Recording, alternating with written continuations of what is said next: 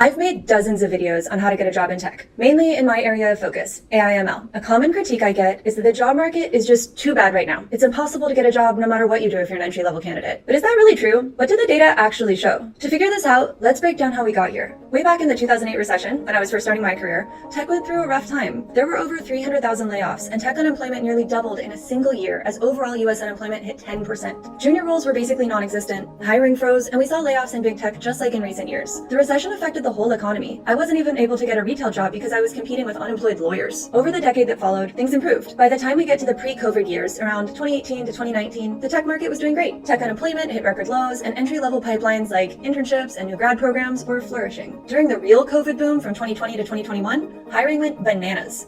By mid-2021, US job postings on Indeed were 35% above the pre-pandemic baseline. But we all know things didn't stay that way. Since March 2020, starting even during the hiring frenzy, hundreds of thousands of tech workers have been laid off. Now in 2025, tech job postings have fallen sharply from their 2022 peak. Combine these two things, lots of people with big tech experience who got laid off and fewer new postings, and you get a situation where there are just fewer opportunities for new grads. In fact, big tech's share of new grad hires has dropped to about 7%, which is more than 50% below 2019 levels. And it's a similar story for startups. Plus, there is also AI. A Stanford study in August showed that AI is already beginning to have a significant and disproportionate impact on entry-level workers in the US labor market, especially those ages 22 to 25 in highly AI-exposed professions like software engineering and customer service. Companies are automating routine junior tasks while doubling down on high-leverage roles like machine learning and data engineering, which we'll come back to in a moment. All that being said, it is important to note that US tech employment overall remains sizable. There are actually more people working in tech today than pre-COVID. A lot of the